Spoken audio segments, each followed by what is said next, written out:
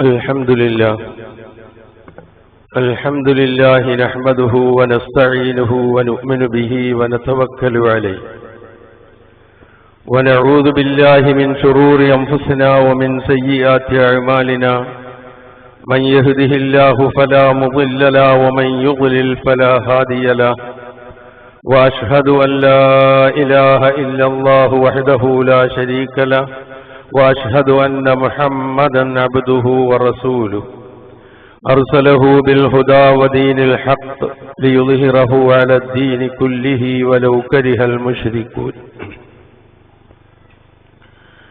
اللهم صل على محمد وعلى آل محمد كما صليت على إبراهيم وعلى آل إبراهيم وبارك على محمد وعلى آل محمد كما باركت على إبراهيم وعلى آل إبراهيم إنك حميد مجيد أما بعد فإن خير الكلام كلام الله وخير الهدي هدي محمد صلى الله عليه وسلم وشر الأمور محدثاتها وكل محدثة بدعة وكل بدعة ضلالة وكل ضلالة في النار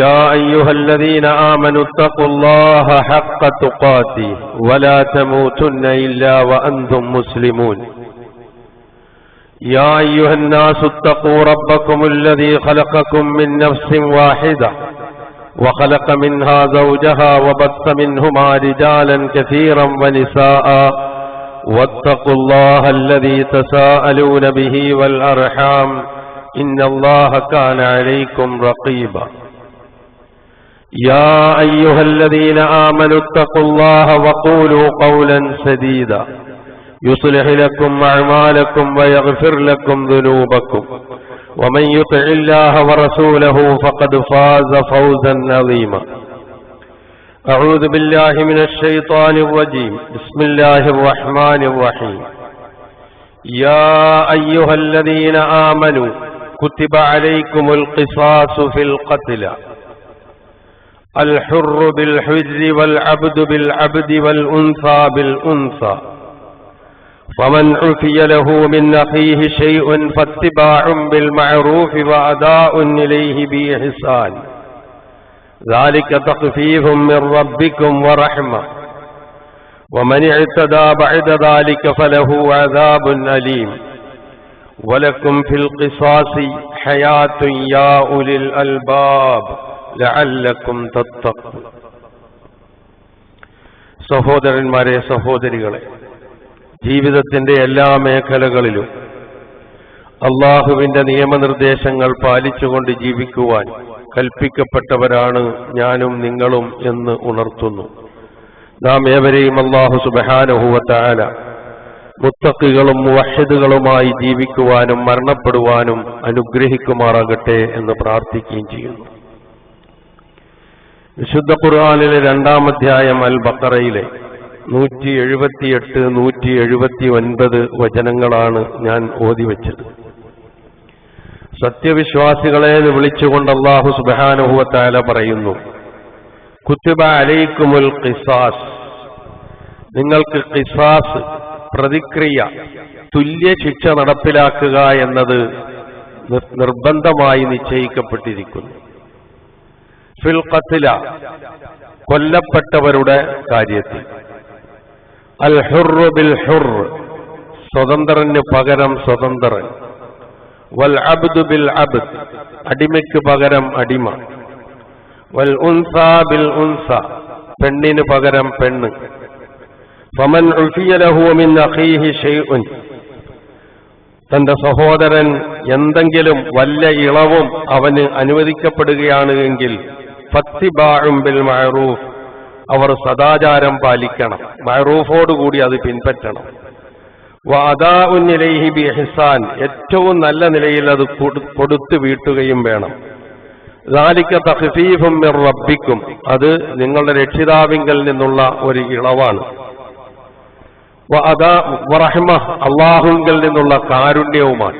വമൻ ഇഅ്തദാ ബഅദ ദാലിക, അതിനുശേഷം പിന്നെയും ആരെങ്കിലും അതിക്രമം കാണിച്ചാൽ ഫലഹു അദാബുൻ അലീം, അവന് വേദനാജനകമായ ശിക്ഷയുണ്ട്. വലക്കും ഫിൽ ഖിസാസി ഹയാത്തുൻ യാ ഉലിൽ അൽബാബ്, ബുദ്ധിയുള്ളവരെ, ബുദ്ധിമാന്മാരെ, തുല്യ ശിക്ഷ നൽകുന്നതിലാണ് ജീവിതത്തിന്റെ നിലനിൽപ്പ്. ലഅല്ലക്കും തത്തഖൂൻ, നിങ്ങൾ തഖ്വയുള്ളവരായി തീരാൻ വേണ്ടി. ഇതാണ് ഈ രണ്ട് വചനങ്ങളുടെ സാരം. സൗദി അറേബ്യയിൽ വധശിക്ഷയ്ക്ക് വിധിക്കപ്പെട്ട ഒരു മലയാളി യുവാവിന് ആ വധശിക്ഷയിൽ നിന്ന് ഒഴിവാക്കപ്പെടുന്നതിന് ആരെയാണോ വധിച്ചത്, ആ വധിക്കപ്പെട്ട കുട്ടിയുടെ രക്ഷകർത്താക്കൾ, കുടുംബാദികൾ ആവശ്യപ്പെട്ട തുക, നമ്മൾ സാധാരണ ബ്ലഡ് മണി എന്ന് പറയുന്നത്, ആവശ്യപ്പെട്ടതും അതുപോലെ അതുമായി ബന്ധപ്പെട്ട ആ പൈസ സമാഹരിക്കാൻ വേണ്ടി മലയാളികൾ അങ്ങേയറ്റം ചേർന്ന് നിന്നുകൊണ്ട് അതിന് പരിഹാരം കാണുകയും ചെയ്ത ഒരു സംഭവം ഏറെ ചർച്ചയായതാണ് നമ്മുടെ നാട്ടിൽ. ഇപ്പോഴും ആ ചർച്ച തീർന്നിട്ടില്ല. അനുകൂലവും പ്രതികൂലവുമായ ഒരുപിടി ചർച്ചകൾ അതുമായി ബന്ധപ്പെട്ട് സോഷ്യൽ മീഡിയകളിലുമൊക്കെ നമ്മൾ കണ്ടതാണ്. ആ വിഷയം ഉണ്ടായ ഉടനെ അതൊന്ന് ഞാൻ പരാമർശിച്ചിരുന്നു, അത്ര വിശദീകരിച്ചല്ലെങ്കിലും.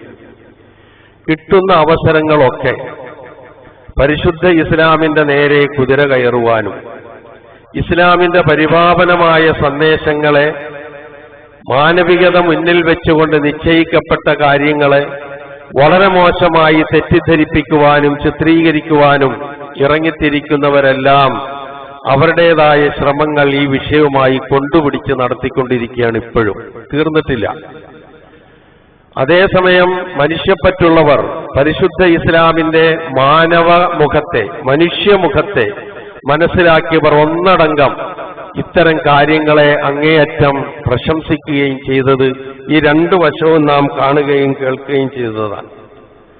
അതുകൊണ്ട് എന്താണ് ഈ വിഷയവുമായി ബന്ധപ്പെട്ടുള്ള കാര്യങ്ങൾ വളരെ ചുരുങ്ങിയ സമയം ഒന്ന് ഉണർത്തുക എന്നുള്ളതാണ് ഇൻഷാ അല്ലാഹ് ഞാൻ ഉദ്ദേശിക്കുന്നത്. ഇസ്ലാം വിമർശകർ ഒരു ഭാഗത്ത് ഇതിനെതിരെ ഉറഞ്ഞു തുള്ളുകയാണ് നന്നായിട്ട്. 6-ാം നൂറ്റാണ്ടിലെ നിയമമാണ്, കിരാതമാണ്. പിന്നെ സൗദി അറേബ്യ എന്ന് പറയുന്ന രാജ്യം യാഥാസ്ഥിതികയുടെ രാജ്യമാണ്. ഇത്രയധികം പണം ചോദിച്ചത് മനുഷ്യത്വമായിട്ടില്ല. സൗദി അറേബ്യ ചോദിച്ച മാതിരിയാണ് ഇപ്പം പറയുന്നത് കേൾക്കുമ്പോൾ. അവർക്ക് പണം ഇല്ലല്ലോ, അപ്പൊ അതുകൊണ്ട് അവർക്കിത് വേണ്ടി വരും. അപ്പൊ ഇങ്ങനെയുള്ള ഒരുപാട് ചിന്തകളും ചലനങ്ങളും പരാമർശങ്ങളും ഇതുമായി ബന്ധപ്പെട്ട് നടന്നുകൊണ്ടിരിക്കുകയാണ്. സംഭവം എന്താണെന്ന് നമുക്കറിയാം. അതിന്റെ വിശദീകരണത്തിലേക്ക് ഞാൻ പോകുന്നില്ല. ഒരു കുട്ടിയെ അബദ്ധവശാൽ വധിച്ചതിന്, കൊല്ലപ്പെട്ടതിന് ശേഷം അബദ്ധവശാൽ മരിച്ചു കുട്ടി ഒരു കയ്യബദ്ധ നിമിത്തം. പക്ഷേ ആ കയ്യബദ്ധം പെട്ടെന്ന് ബോധ്യപ്പെടുത്തിയിരുന്നുവെങ്കിൽ ഇത്ര ബുദ്ധിമുട്ടുണ്ടാകുമായിരുന്നില്ല. മറിച്ച് അത് വേറൊരു കഥയാക്കി തീർക്കാനുള്ള ശ്രമം നടത്തിയപ്പോൾ അത് വസ്തുനിഷ്ഠമായി തെളിയിക്കപ്പെട്ട് കഴിഞ്ഞപ്പോൾ കോടതി വധശിക്ഷയ്ക്ക് വിധിക്കുകയാണ് ചെയ്തത്. ഈ വധശിക്ഷ എന്ന് പറയുന്നത് കേട്ടാ തോന്നും ഇസ്ലാമിൽ മാത്രമേ ഉള്ളൂ, വേറെ എവിടെയില്ല എന്നു. നമ്മുടെ നാട്ടിലില്ലേ വധശിക്ഷ? വധശിക്ഷ നമ്മുടെ നാട്ടിലുണ്ടല്ലോ, നിയമം അനുസരിച്ചുണ്ട്. എത്രയോ പേരാണ് ഇപ്പോഴും ജയിലറകളിൽ വധശിക്ഷ കാത്തു കഴിയുന്ന ആൾക്കാർ. അപ്പൊ അത് മിക്ക രാജ്യങ്ങളിലും ഉണ്ട് എന്നുള്ളതൊരു വസ്തുതയാണ്. കാരണം അതെന്തിനാണ്? വധശിക്ഷ എന്ന് പറയുന്നത് കുറെ ആൾക്കാരെ കൊന്നൊടുക്കാൻ വേണ്ടിയിട്ടുള്ള ഒരു നിയമമല്ലല്ലോ. മറിച്ച് ഒരാൾ വധശിക്ഷയ്ക്ക് വിധേയമാക്കപ്പെടുമ്പോൾ ആ കുറ്റം ചെയ്യുന്നവർ പിന്നീട് തനിക്കും ഇതേ ഗതിയായിരിക്കും എന്ന് മനസ്സിലാക്കിക്കൊണ്ട് ആ കുറ്റത്തിൽ നിന്ന് ഒഴിവ് നിൽക്കാൻ വേണ്ടി സമൂഹത്തിന്റെ, രാജ്യത്തിന്റെ സുരക്ഷിതത്വത്തിനും ഭദ്രതയ്ക്കും സമൂഹത്തിന്റെ നല്ല നിലനിൽപ്പിനും വേണ്ടിയിട്ട് ആണ് ശിക്ഷകൾ സാധാരണയായി നടപ്പിൽ വരുത്തുക. ഏത് രാജ്യമായിരുന്നാലും ശരി. സൗദി അറേബ്യ ഖുർആനും സുന്നത്തും അനുസരിച്ച് പരമാവധി ഭരണം നടത്തിക്കൊണ്ടിരിക്കുന്ന ഒരു രാജ്യമാണ്. അപ്പൊ അതുകൊണ്ട് അവിടെ ഇത്തരം കാര്യങ്ങൾക്ക് അതിനനുസരിച്ചുള്ള ശിക്ഷയായിരിക്കും അവിടെ വിധിക്കപ്പെടുക. പക്ഷെ ഇതിലേക്ക് നാം കടക്കുന്നതിന് മുമ്പ് പരിശുദ്ധ ഇസ്ലാം വളരെ വ്യക്തമായി പഠിപ്പിച്ച ഒരു കാര്യം, ഈ കൊലപാതകം എന്ന് പറയുന്നത്, ഒരാളെ വധിക്കുക എന്ന് പറയുന്നത് ഏറ്റവും വലിയ പാതകമായിട്ടാണ് കാണുന്നത്. വിശുദ്ധ ഖുർആനില് വല്ലദീന ലാ യദഊന മഅല്ലാഹി ഇലാഹൻ ആഖർ, അള്ളാഹുവിനോടൊപ്പം ആരെയും വിളിച്ചു പ്രാർത്ഥിക്കാത്തവർ എന്ന് ഇബാദുർ റഹ്മാന്റെ അടയാളങ്ങൾ എണ്ണിപ്പറയുന്ന കൂട്ടത്തിൽ പരാമർശിച്ചപ്പോൾ രണ്ടാമത് പറഞ്ഞത് വലാ യഖ്തുലൂന നഫ്സല്ലതി ഹറമല്ലാഹു ഇല്ലാ ബിൽ ഹഖ്, അന്യായമായി അള്ളാഹു ആദരിച്ച, നിഷിദ്ധമാക്കിയ, പവിത്രമാക്കിയ ഒരു നഫ്സിനെ, ഒരു ശരീരത്തെ, ഒരു വ്യക്തിയെ വധിക്കാത്തവരും എന്ന് പറഞ്ഞു. ഖത്ലുൻ നഫ്സ് എന്ന് പറഞ്ഞാൽ ഉടനെ അല്ലത്തി ഹറമല്ലാഹു ഇല്ലാ ബിൽ ഹഖ്. ഈ പ്രയോഗം ഖുർആനിലും ഹദീസിലും ഉടനീളം നമുക്ക് കാണാം. 7 മഹാപാപങ്ങൾ പ്രവാചകതിരുമേനി സല്ലല്ലാഹു അലൈഹി വസല്ലമ നമുക്ക് എണ്ണിപ്പറഞ്ഞു തന്നു. ആ 7 പാപങ്ങളിൽ ഒന്ന് ശിർക്കാണ്, അള്ളാഹുവിൽ പങ്കു ചേർക്കല്. രണ്ടാമതെടുത്തു പറഞ്ഞത് ഖത്ലുൻ നഫ്സാൻ. അവിടെയും അല്ലത്തി ഹറമല്ലാഹു ഇല്ലാ ബിൽ ഹഖ്. അന്യായമായി ഒരു വ്യക്തിയെ, ഒരു മനുഷ്യനെ വധിക്കാനുള്ള അവകാശം ആർക്കും ഇല്ല. തന്നെയുമല്ല, ഖുർആൻ ഈ വിഷയവുമായി ബന്ധപ്പെട്ട് വളരെ മുൻപോട്ട് കുതിച്ചുകൊണ്ടുള്ള പരാമർശമാണ് നടത്തിയിട്ടുള്ളത്. ഹാബീലിന്റെയും ഹാബീലിന്റെയും സംഭവമൊക്കെ വിശദീകരിച്ചതിന് ശേഷം അതുമായി ബന്ധപ്പെടുത്തിക്കൊണ്ട് അള്ളാഹു പറയുന്നുണ്ട്, മൻ ഖതല നഫ്സൻ ബിഗൈരി നഫ്സിൻ ഔ ഫസാദിൻ ഫിൽ അർദ് ഫകഅന്നമാ ഖതലൻ നാസ ജമീഅ. ഒരു മനുഷ്യന്റെ ജീവന് മുഴുവൻ മനുഷ്യരുടെയും ജീവന്റെ വിലയാണെന്ന് പറഞ്ഞ ഒരേ ഒരു ഗ്രന്ഥമാണ് പരിശുദ്ധ ഖുർആൻ.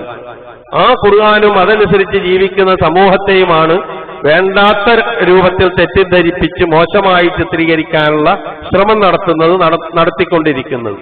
അത് ഭരണാധികാരികൾ മുതൽ ഇങ്ങ് താഴേക്കടയിലുള്ളവർ വരെ അതിൽ നിന്ന് മോചിതരല്ല എന്നുള്ളത് നമുക്കറിയാം. അതിലേക്ക് ഞാൻ കടക്കുന്നില്ല. ഇവിടെ ഖുർആൻ പറഞ്ഞത് എന്താ?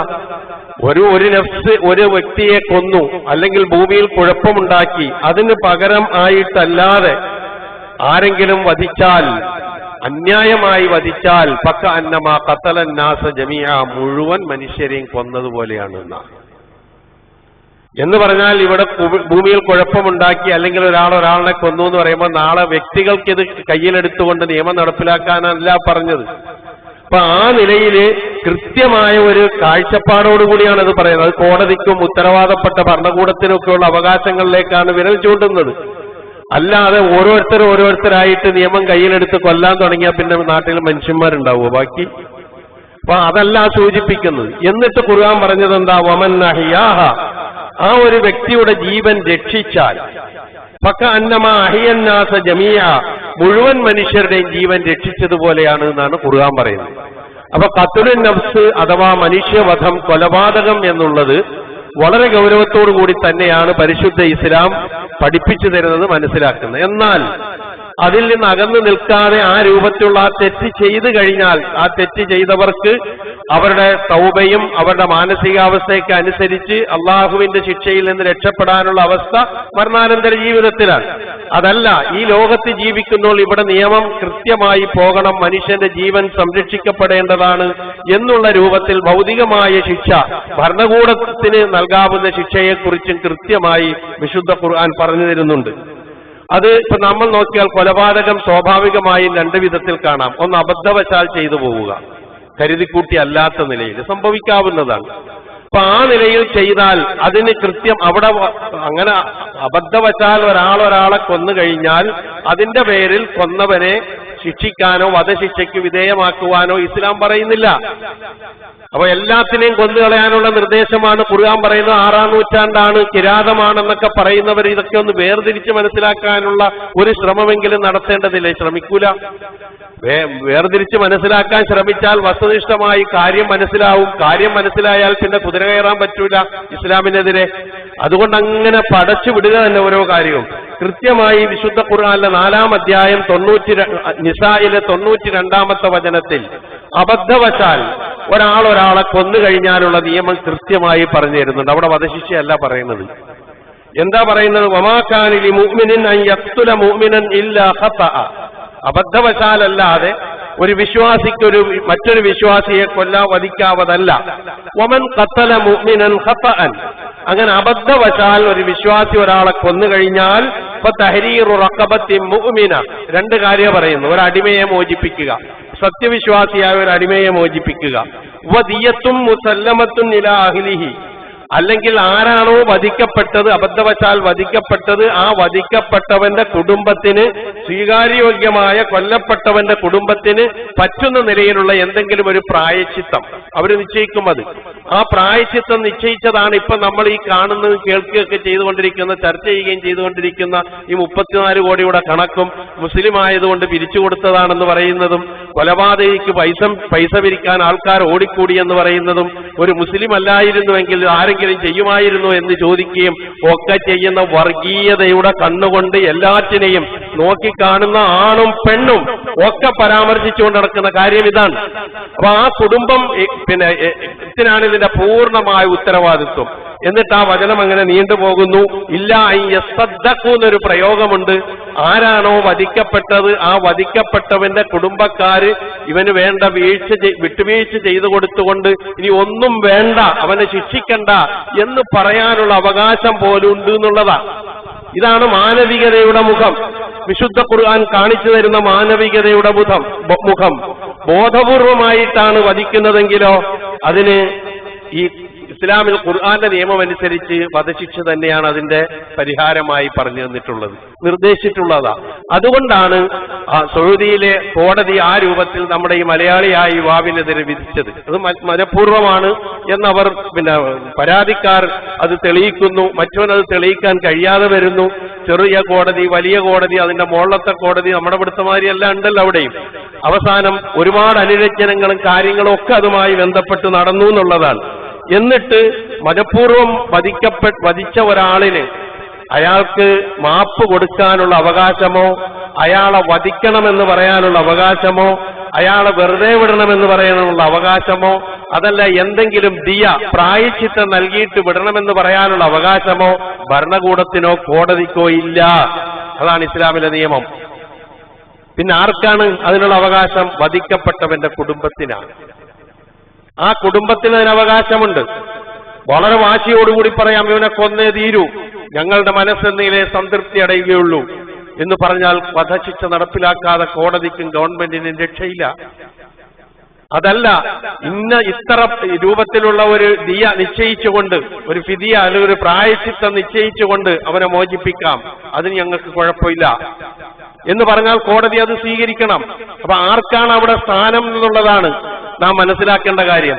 ഇത്ര ഭംഗിയായി, ഇത്ര മാനവികമായി ചിന്തിക്കുന്ന ഈ ദർശനത്തെയാണ് മോശമായി ചിത്രീകരിക്കുന്നതെന്ന് ഓർക്കുമ്പോഴാണ് സങ്കടം തോന്നുന്നത്.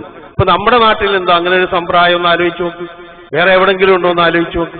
ഈ നിയമത്തിലല്ലാതെ ഇന്ത്യയിലുള്ള വധശിക്ഷ, ഇപ്പൊ കീഴ്ക്കോടതി വധശിക്ഷ വിധിച്ചു, മേൽക്കോടതി ചെന്നു ശരിവെച്ചു, അതിനപ്പുറത്ത് ചെന്നു അവിടെയും ശരിവെച്ചു, സുപ്രീം കോടതിയുടെ ഫുൾ ബെഞ്ച് അത് ശരിവെച്ചു. അവസാനം ഒരേ ഒരു മാർഗം, രാഷ്ട്രപതിക്ക് ദയാഹർജി കൊടുക്കുക. രാഷ്ട്രപതിയും അത് തള്ളി. പിന്നെ കുടുംബക്കാർക്ക് പറയാനുള്ള അവകാശമില്ല, അവനെ വെറുതെ വിട്ടേക്കുന്നു. അതാണ് ഇവിടുത്തെ നിയമം.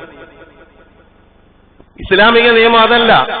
കീഴ്ക്കോടതി വിധിച്ചു, മേൽക്കോടതിയിൽ അപ്പീൽ പോയി. അപ്പീൽ പോയപ്പോൾ ചിലപ്പോൾ അത് തള്ളാം. സ്വാഭാവികമായി ഇവിടെ നമ്മൾ കാണുകയും കേൾക്കുകയും ചെയ്യുന്ന കാര്യമാണ്. അപ്പൊ അവിടെ നീതിക്കാണ് സ്ഥാനം, ഇസ്ലാമിക നിയമത്തിനാണ് സ്ഥാനം. അപ്പൊ അതനുസരിച്ചുള്ള വിധികൾ 1 by 1 ആയിട്ട് കഴിഞ്ഞ് അവസാനം വധശിക്ഷ പൂർണ്ണമായും ഉറപ്പിച്ചു കഴിഞ്ഞു. ഇനി രക്ഷയില്ലാത്ത അവസ്ഥ വന്നാൽ പിന്നുള്ള മാർഗം കുടുംബക്കാരുമായിട്ടുള്ള അപേക്ഷയാണ്. അവരോട് പറയാം വെറുതെ വിടണം, അല്ലെങ്കിൽ എന്തെങ്കിലും ഒരു പ്രായശ്ചിത്തം നിശ്ചയിച്ചാൽ അത് തരാൻ തയ്യാറാണ്. അങ്ങനെയുള്ള ഒരുപാട് സംസാരവും ചർച്ചയും അപേക്ഷ സമർപ്പണവും ഒക്കെ ഈ കുടുംബക്കാരുമായി നടത്തി. നമ്മൾ കുറെ അധികം വായിച്ചതാണ്, ഞാൻ അതിലേക്കൊന്നും കടന്നു പോകുന്നില്ല. അപ്പം എന്നിട്ട് അവസാനം അവരാദ്യം ചോദിച്ചത് 3 ലക്ഷം സൗദി റിയാലാണ്. ഇതിന് ദിയയായിട്ട് ചോദിച്ചത്. ഇവനെ വിടണമെങ്കിൽ, വധിക്കാതിരിക്കണമെങ്കിൽ. അവിടെയും നിയമം പോണത് ആ കുടുംബത്തിന്റെ അടുക്കലേക്കാണ്, വേറെ എങ്ങത്തും പോകുന്നില്ല. കാരണം ഒരു ചെറിയ കുട്ടിയാണ് വധിക്കപ്പെട്ടത്, അതാണ് അതിന്റെ ഗൗരവമുള്ള വിഷയം. ആ കുട്ടി ആരോഗ്യമുള്ള കുട്ടിയുമല്ല. അങ്ങനെയുള്ള പ്രശ്നങ്ങൾ കൂടുതൽ ചർച്ച ചെയ്യപ്പെട്ടു വന്ന് അവസാനം ഇവരുടെ കുടുംബക്കാരുമായി മലയാളികളായ ഒരുപിടി ആളുകൾ അങ്ങോട്ടും ഇങ്ങോട്ടും ആശയവിനിമയം നടത്തി അവസാനം 3 ലക്ഷം സൗദി റിയാൽ തന്നാൽ പിന്നെ മോചിപ്പിക്കാമെന്ന് അവർ പറയുന്നു. അത് സമാഹരിക്കുക എന്നുള്ളത് അത്ര എളുപ്പമായ കാര്യമല്ലാത്തത് കൊണ്ട് ഇതിൽ ഇടപെട്ട ആളുകൾ വീണ്ടും വീണ്ടും ഇവരുമായി ആശയവിനിമയം നടത്തി അവസാനം അത് 1.5 ലക്ഷമായി ചുരുക്കി. ആ 1.5 ലക്ഷത്തിന്റെ ഇന്ത്യൻ രൂപയാണ് 34 കോടി രൂപ. ഇതാണ് നമ്മുടെ മലയാളികളെല്ലാം കൂടി ജാതിയും മതവും ഒന്നും നോക്കാതെ കൃത്യമായത് സമാഹരിച്ച് എത്തിച്ചു കൊടുക്കാനുള്ള ശ്രമം നടത്തി. അതിന്റെ ബാക്കി കാര്യങ്ങൾ ഇനി പൂർത്തിയായിട്ട് മോചിതനായി വരാൻ കഴിയുകയുള്ളൂ. ഞാനിത് സൂചിപ്പിച്ചത് ഇപ്പൊ ഇങ്ങനെയുള്ള ഒരു പ്രശ്നം ഉണ്ടാകുമ്പോൾ ഇസ്ലാമിന്റെ മേൽ അങ്ങോട്ട് ഓടിക്കയറി കിരാതമാണ്, എത്ര കാടത്തമാണ് എന്നൊക്കെയുള്ള ലെവലിലേക്ക് പോകുമ്പോൾ ഈ ഇസ്ലാമിക നിയമവും ഈ പറഞ്ഞു നടക്കുന്നവരുടെ നിയമവും തമ്മിലുള്ള ഒരു വ്യത്യാസം കൃത്യമായി ഒന്ന് മനസ്സിലാക്കേണ്ടതുണ്ട്. നീതി വിട്ട ഒരു കാര്യവും ഖുർആന്റെ അനുയായികൾക്ക് ചെയ്യാൻ കഴിയില്ല. ഇപ്പൊ സൗദി അറേബ്യയിലാണല്ലോ ഈ സംഭവം നടക്കുന്നത്. സൗദി അറേബ്യയിൽ ഇപ്പൊ രാജാവ് വിചാരിച്ചാൽ പോലും ഇയാളെ മോചിപ്പിക്കാൻ കഴിയില്ല. അതാണ് അതിന്റെ അവസ്ഥ. അതേസമയം ഈ കുടുംബത്തിലെ ഒരു പാവപ്പെട്ടവനാണെങ്കിൽ അവന് പറയാം, അവന് വെറുതെ വിട്ടേക്കുന്നു. അങ്ങനെ എത്രയോ സംഭവങ്ങൾ സൗദി അറേബ്യയിൽ നടന്നിട്ടുണ്ട്. വധശിക്ഷ വിധിക്കപ്പെട്ടിട്ട് ഒന്നും വാങ്ങാതെ, കുടുംബം ഒന്നും വാങ്ങാതെ മോചിപ്പിച്ചു വിട്ട സംഭവങ്ങളുണ്ട്. അതേപോലെ തന്നെ എന്തെങ്കിലും ഒരു തുക പറഞ്ഞിട്ട് മോചിപ്പിച്ചു വിട്ട സംഭവങ്ങളുണ്ട്. അവർക്ക് കൊടുക്കാൻ കഴിയാത്ത അവസ്ഥ വന്നപ്പോൾ, കൊലയാളിക്ക് കൊടുക്കാൻ വയ്യാത്ത അവസ്ഥ വന്നപ്പോൾ രാജാവ് തന്നെ പൈസ കൊടുത്തുകൊണ്ട് മോചിപ്പിച്ച സംഭവങ്ങളുണ്ട്. ഇതൊന്നും ആരും കാണുന്നില്ല, ഇതൊന്നും ആരും കേൾക്കുന്നില്ല, ഇതൊന്നും ആരും വായിക്കുന്നില്ല, അറിയുന്നില്ല. ആകെ ഇങ്ങനെയുള്ള ഏതെങ്കിലും ഒരു ചെറുത് പിടിച്ച് തൂങ്ങിക്കൊണ്ട് ഇസ്ലാം അങ്ങനെയാണ് ഇങ്ങനെയാണെന്ന് പറഞ്ഞു പോകുമ്പോൾ നമ്മളും അറിയാതെ എന്നാലും എന്നൊരു പറച്ചിലേക്ക് നമ്മൾ എത്താറുണ്ട്. ആ പറച്ചിലേക്ക് നമുക്ക് പോകേണ്ട അവകാശമില്ല. കാരണം ഇസ്ലാം കുറ്റമറ്റതാണ്. അതിന്റെ നിയമങ്ങൾ, ശിക്ഷാ നിയമങ്ങളായിരുന്നാലും ഏത് നിയമങ്ങളായിരുന്നാലും കുറ്റമറ്റതാണെന്ന് നാം മനസ്സിലാക്കുക. അപ്പൊ അവിടെ വിശുദ്ധ ഖുർആൻ എന്ത് പറയുന്നുവോ, അല്ലെങ്കിൽ ഈ കൊലപാതകവുമായി ബന്ധപ്പെട്ട കുടുംബത്തിന്റെ തീരുമാനം എന്താണോ അതാണ് അവിടെ നടപ്പിൽ വരുത്തുക. അപ്പൊ ഇതൊക്കെ നടന്നിട്ടും ശിക്ഷ വിധിച്ചു കഴിഞ്ഞിട്ട് കോടതിക്ക് ഒന്നും ചെയ്യാൻ കഴിയില്ല, ഭരണാധികാരിക്ക് ഒന്നും ചെയ്യാൻ കഴിയില്ല, ഈ കുടുംബത്തിനെ കഴിയുള്ളൂ. അതാണ് ഇപ്പൊ നമ്മൾ കണ്ടത്. ഇത്ര തന്നാൽ മോചിപ്പിക്കാം, അതിനുള്ള സമാഹരണമാണ് നടത്തിയത്. അവിടെയും ജാതിയും മതവും വർഗവും വർണ്ണമൊക്കെ നോക്കി വിലയിരുത്താൻ തുടങ്ങുന്ന ഒരു യുഗത്തിലാണ്, ഒരു കാലത്താണ്, ഒരു നാട്ടിലാണ് നമ്മൾ ജീവിക്കുന്നതെന്ന് പറയുമ്പോൾ വല്ലാതെ വിഷമം തോന്നിപ്പോകുന്നു. അത് ആവർത്തിക്കുകയാണ് ഞാൻ സൂചിപ്പിച്ചത്. രാജാവിന് പോലും ഒന്നും ചെയ്യാൻ കഴിയില്ല എന്നുള്ളതിന് വളരെ വ്യക്തമായ തെളിവ് സൗദി രാജകുടുംബത്തിൽ നിന്ന് തന്നെ ഇത്തരം സംഭവം ഉണ്ടായിട്ട് രാജകുടുംബത്തിന് രക്ഷപ്പെടുത്താൻ കഴിയാത്ത, അതേസമയം ആ കുടുംബം എന്തു പറഞ്ഞുവോ ആ കുടുംബത്തിന്റെ തീരുമാനത്തിനനുസരിച്ച് ശിക്ഷ വിധിക്കപ്പെട്ട സംഭവങ്ങളൊക്കെ സൗദി അറേബ്യയിലുണ്ട്. നിങ്ങൾ നോക്ക്, അബ്ദുൽ അസീസ് രാജാവ് ആരാ? സൗദി ഭരണകൂടത്തിന്റെ സ്ഥാപകനാണ്. ആ അസീസ് രാജാവിന്റെ കുടുംബത്തിൽപ്പെട്ട ഒരു രാജകുമാരൻ വേറൊരാളുടെ വധിക്കുകയാണ്, വെടിവെച്ച് കൊല്ലുകയാണ്.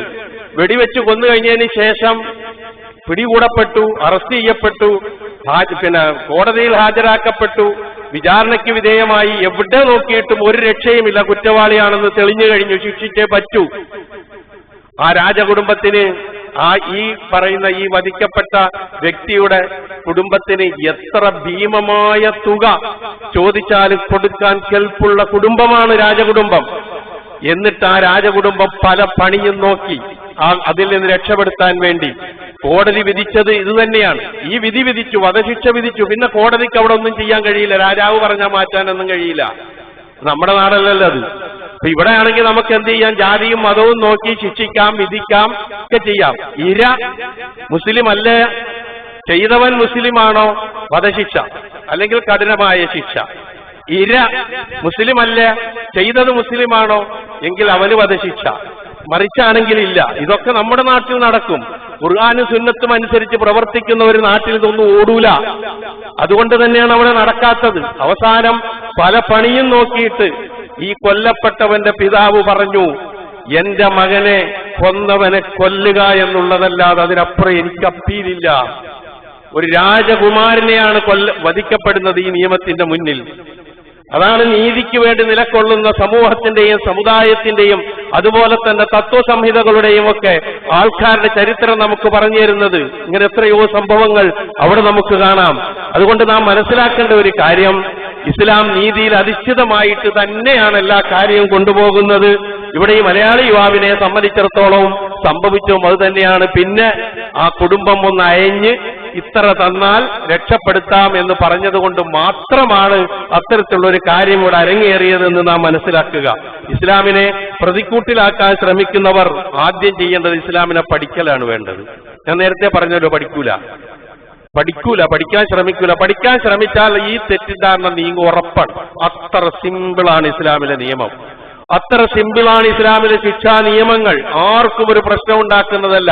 കുറെ പേരെ കൈവെട്ടി, കൈയില്ലാത്ത കുറെ ആൾക്കാരുടെ തലവെട്ടി, തലയില്ലാത്ത കുറെ ആൾക്കാരെ എറിഞ്ഞുകൊന്ന്, കുറെ ആൾക്കാരെ അടിച്ച്, ഇങ്ങനെ ഒരു കിരാതമായ ഒരു രൂപമല്ല അത്. ശിക്ഷ നടപ്പിൽ വരുത്തുമ്പോൾ അതങ്ങനെ തന്നെയല്ലേ. ഇപ്പൊ ഇന്ത്യ രാജ്യത്ത് വധശിക്ഷ വിധിച്ചാൽ ഉമ്മം വെക്കാൻ പറ്റൂലല്ലോ. ശിക്ഷ വിധിച്ച എങ്ങനെയാണോ ആ ശിക്ഷ നടപ്പിൽ വരുത്തിയേ പറ്റൂ. അതിന്റെ രൂപം അതാണ്. ആ നിയമം ഒന്ന് സൗദി അറേബ്യയിലേക്കോ അല്ലെങ്കിൽ ഇസ്ലാമിക രാജ്യങ്ങളിലേക്കോ മാറുമ്പോൾ കിരാതമാകുന്നത് എങ്ങനെയാ? അങ്ങനെയാണെങ്കിൽ ഈ രാജ്യത്തൊക്കെ കൈയില്ലാത്ത മനുഷ്യന്മാരല്ലേ കൂടുതൽ കാണേണ്ടത്? കാണൂല. രണ്ട് കൈയും നന്നായുള്ളവരെ നമുക്ക് കാണാൻ കഴിയുള്ളൂ. കാരണം എന്താ? അവര് ഈ ശിക്ഷ നടപ്പിലാക്കുന്നത് കാണുകയാണ്. എത്രയോ സംഭവങ്ങൾ നമ്മൾ സോഷ്യൽ മീഡിയയിൽ തന്നെ കണ്ടിട്ടുണ്ട്. ഇരു കൈയും ബാക്കിൽ കെട്ടി വധിക്കാൻ വേണ്ടി കൊണ്ടുവന്ന് എല്ലാവരുടെ മുന്നിലും നിർത്തി, അവസാനം കണ്ണുകെട്ടി, ലാസ്റ്റ് ആരാണോ വധിക്കപ്പെട്ടത് ആ വധിക്കപ്പെട്ടവന്റെ കുടുംബത്തിൽപ്പെട്ടവൻ മുന്നിൽ വന്നിരുന്നുകൊണ്ട് ഇവനെ മോചിപ്പിച്ചേക്കെന്ന് പറയുമ്പോൾ വാളുമായി വധിക്കാൻ കാത്തു നിൽക്കുന്ന നമ്മുടെ നാട്ടിലേക്ക് ആരാച്ചാരനെ പോലുള്ള ആൾക്കാര് അതിന്റെ പിന്നിൽ ഇങ്ങനെ കാത്തു നിൽക്കുകയാണ് ഓർഡർ കിട്ടാൻ വേണ്ടി. പക്ഷേ ഈ വ്യക്തിയുടെ കുടുംബത്തിൽപ്പെട്ട, ഈ വധിക്കപ്പെട്ടവന്റെ കുടുംബത്തിൽപ്പെട്ടവൻ മുന്നിൽ ചെന്നിരുന്നുകൊണ്ട് ഇയാളുടെ മുഖത്തോട് നോക്കി ഏതാനും ചില കാര്യങ്ങൾ പറഞ്ഞുമ്പോൾ പിന്നിലെ കൈ അഴിച്ചുവിട്ട് ആ വാള് ഉറയിലേക്ക് തന്നെ വിട്ട് തിരിച്ചു പോകുന്ന കാഴ്ച കാണണമെങ്കിൽ അത് ഇസ്ലാമിക സമൂഹത്തിൽ അല്ലാതെ കാണാൻ കഴിയില്ല, വേറെ എവിടെയും ദർശിക്കാൻ കഴിയില്ല. അത്ര പരിപാവനമാണ്, അത്ര ശ്രേഷ്ഠമാണ് ഇസ്ലാമിലെ ശിക്ഷാവിധികൾ പോലും. ശിക്ഷിക്കുന്നത് രക്ഷയ്ക്ക് വേണ്ടിയിട്ടാണ്, ശിക്ഷിക്കുന്നത് സുരക്ഷിതത്വത്തിന് വേണ്ടിയിട്ടാണ്, ശിക്ഷിച്ചില്ലായ്മ ചെയ്യാൻ വേണ്ടിയിട്ടല്ല. അതിനിങ്ങനെയുള്ള കുറെ മാനുഷിക മുഖങ്ങൾ കൂടി നിശ്ചയിച്ചു. ഈ മാനുഷിക മുഖം കാണാതെ പോകുന്നതാണ് ഇസ്ലാമിലെ ശിക്ഷയെ സംബന്ധിച്ച്, ശിക്ഷാവിധികളെ സംബന്ധിച്ച് മോശമായി മനസ്സിലാക്കാൻ കാരണമാകുന്നതും. അങ്ങനെ പടർത്തുന്ന ആ പടലത്തിന്റെ ഉള്ളിൽ അറിഞ്ഞോ അറിയാതെയോ നമ്മളും നമ്മളുടെ പേരുള്ളവരും പെട്ടുപോവുകയും ആ രൂപത്തിൽ ഇസ്ലാമിനെ വിമർശിക്കുകയും ചെയ്യുന്ന അവസ്ഥയിലേക്ക് എത്തുന്നത് വസ്തുനിഷ്ഠമായി പഠിക്കാൻ ഞാനും നിങ്ങളും തയ്യാറാവുക. അതിലൂടെ ഈ തെറ്റിദ്ധാരണയുടെ പുകമറ മാറ്റാൻ കഴിയുമെങ്കിൽ അതാണ് നമ്മൾക്ക് ഈ ദീനിന് വേണ്ടി ചെയ്യാവുന്ന ഏറ്റവും വലിയ സേവനം എന്ന് മാത്രം ഇതുമായി ബന്ധപ്പെടുത്തിക്കൊണ്ട് ഉണർത്തുകയാണ്. അല്ലാഹു സുബ്ഹാനഹു വ തആല ഇത്തരം കാര്യങ്ങൾ പോലും കൃത്യമായി മനസ്സിലാക്കി അത് ജീവിതത്തിൽ പകർത്തി മറ്റുള്ളവർക്ക് ബോധ്യപ്പെടുത്തി കൊടുത്തുകൊണ്ട് ഇസ്ലാമിന്റെ സുന്ദരമായ വെളിച്ചം ഈ ഇരുട്ടിന്റെ ലോകത്തേക്ക് കൂടുതൽ പ്രസരിപ്പിക്കാൻ സർവശക്തനായ അല്ലാഹു നമുക്കെല്ലാവർക്കും മുസ്ലിം ഉമ്മത്തിനും തൗഫീഖ് നൽകുമാറാകട്ടെ.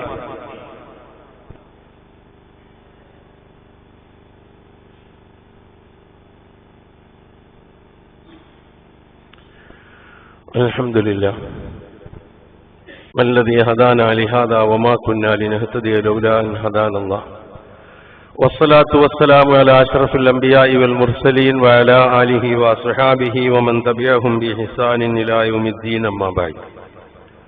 ഒരിക്കൽ കൂടി അള്ളാഹുവിന്റെ ആജ്ഞാനുവർത്തികളായി ജീവിക്കുവാൻ ഞാൻ ഉണർത്തുന്നു. കൊലക്ക് പകരം കൊല എന്നുള്ളത്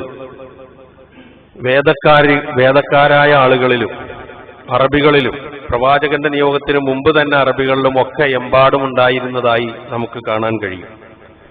അതിൽ ഇസ്ലാം ചെയ്തത് നീതിയും സമത്വവും ഉറപ്പുവരുത്തി എന്നത് മാത്രമേ ഉള്ളൂ. അവരൊക്കെ ചെയ്തുകൊണ്ടിരുന്നതിൽ ഒരുപാട് അസമത്വമുണ്ടായിരുന്നു, ഒരുപാട് അനീതിയുടെ അവസ്ഥകൾ ഉണ്ടായിരുന്നു. എന്ന് പറഞ്ഞാൽ മേലേക്കിടയിലുള്ളവരെ താഴേക്കിടയിലുള്ളവർ കൊന്നാൽ ആ കൊന്നവനെ കൊല്ലുന്നതിന് പകരം അവൻ താഴേക്കിടയിലുള്ളവനായതുകൊണ്ട് ഒന്നിലധികം പേരെ കൊല്ലുന്ന സ്വഭാവം ഉണ്ടായിരുന്നു. അതുപോലെ തന്നെ ഘാതകൻ അടിമയാണ് എങ്കിൽ ആ അടിമയുടെ യജമാനനെ കൊല്ലുമായിരുന്നു ഈ ഘാതകനായ അടിമയ്ക്ക് പകരം. ഇതൊക്കെ ജാഹിലിയ കാലത്തുണ്ടായിരുന്ന സംഭവങ്ങളാണ്. സ്ത്രീ ആണെങ്കിൽ എന്ത് ചെയ്യും? ആ സ്ത്രീയെ വെറുതെ വിട്ടിട്ട് ഒന്നുകിൽ ആ സ്ത്രീയുടെ ഭർത്താവിനെ അല്ലെങ്കിൽ ആ സ്ത്രീയുടെ കുടുംബത്തിൽപ്പെട്ട ഒരു ആണിനെ കൊല്ലും. ഇനി ഉന്നത ഇതിൽപ്പെട്ട ആൾക്കാർ, വലിയ അഭിമാനത്തിലൊക്കെ ജീവിക്കുന്ന ആൾക്കാർ, വലിയ ശക്തന്മാരായ ആൾക്കാരാണ് ഈ കുറ്റം കൊല ചെയ്തതെങ്കിലോ അപ്പൊ ചെയ്യുന്നത് എന്തെങ്കിലും ഉപായമോ അടവുകളോ കണ്ടെത്തിയിട്ട് അയാളെ ആ കുറ്റത്തിൽ നിന്ന് മോചിതനാക്കാനുള്ള സർവ്വശ്രമവും നടത്തുമായിരുന്നു.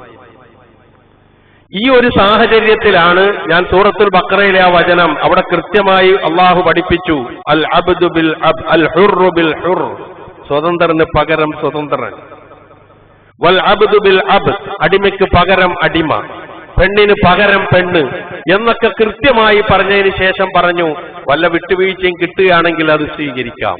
എത്ര കൃത്യമാണ് ഇസ്ലാമിന്റെ നിർദ്ദേശങ്ങളെന്ന് ആലോചിച്ചു നോക്കും. അതുപോലെ നീതി പുലർത്തുന്ന രംഗത്ത് ഒരു നോട്ടവും പാടില്ല എന്നുള്ളത് ഖുർആൻ പറഞ്ഞു, യാ അയ്യുഹല്ലദീന ആമനൂ കൂനൂ ഖവ്വാമീന ലില്ലാഹി ശുഹദാഅ ബിൽ ഖിസ്ത്, കൂനൂ ഖവ്വാമീന ബിൽ ഖിസ്തി ശുഹദാഅ ലില്ലാഹ്, അല്ലാഹുവിന് സാക്ഷികളായും കൊണ്ട് നീതി നിലനിർത്തുന്നതിന് വേണ്ടി കണിശമായ നിലപാട് നിങ്ങൾ സ്വീകരിക്കണം വിശ്വാസികളെ എന്ന് പറഞ്ഞിട്ട് അല്ലാഹു പറയുന്നു, അത് നിങ്ങൾക്കെതിരാണെങ്കിലും നിങ്ങളുടെ മാതാപിതാക്കൾക്കെതിരാണെങ്കിലും നിങ്ങളുടെ ബന്ധുമിത്രാദികൾക്കെതിരാണെങ്കിലും ആർക്കെതിരാണെങ്കിലും നീതിക്ക് വേണ്ടി നിലകൊള്ളണം. അതാണ് ഞാൻ നേരത്തെ പറഞ്ഞ സൗദി രാജകുമാരന്റെയും ആ രാജകുടുംബത്തിന്റെയും അവസ്ഥ. രാജകുമാരനാണ്, വിട്ടില്ല, വെറുതെ വിട്ടില്ല. കാരണം വെറുതെ വിടാൻ പറയാനുള്ള അവകാശം കൊല്ലപ്പെട്ടവന്റെ പിതാവിന് മാത്രമേ ഉള്ളൂ, രാജാവിനില്ല, കോടതിക്കില്ല. ഇതാണ് അവിടെ നമ്മൾ മനസ്സിലാക്കേണ്ട കാര്യം. ഇത് തന്നെ ഇവിടെ പഠിപ്പിച്ചതും. ഇനി ഈ കക്ഷി വനിയോ ഫക്കീറോ, ദരിദ്രനോ ധനികനോ ആരോ ആകട്ടെ, അള്ളാഹുവാണ് അവരുമായി ഏറ്റവും അടുത്തവനും ബന്ധപ്പെട്ടവനും. ഫലാ തത്തബിഉൽ ഹവാ അൻ തഅദിലു, നിങ്ങൾ നീതിപൂർവമായി പെരുമാറേണ്ട സന്ദർഭത്തിൽ, പാലിക്കേണ്ട സന്ദർഭത്തിൽ ഒരിക്കലും നിങ്ങൾ തന്നിഷ്ടത്തെ പിൻപറ്റരുത്. വൈൻ തൽവു, നിങ്ങൾ വളച്ചൊടിക്കുകയോ ഔ തുഅരിദു, അല്ലെങ്കിൽ തിരിഞ്ഞു കളയുകയോ ചെയ്താൽ ഫഇന്നല്ലാഹ കാന ബിമാ തഅമലൂന ഖബീറ, നിങ്ങൾ പ്രവർത്തിക്കുന്നത് സൂക്ഷ്മമായി അറിയുന്നവനാകുന്നു അല്ലാഹു. ഒരു കളിയും നടക്കൂല ഇസ്ലാമിക നിയമത്തിന്റെ മുന്നിൽ, നീതിയുടെ മുന്നിൽ. നീതിക്ക് വേണ്ടി നിലകൊള്ളാനുള്ള ആഹ്വാനമാണ്. അവിടെയാണ് ഇസ്ലാമിന്റെ നീതി നമ്മൾ കാണുന്നത്.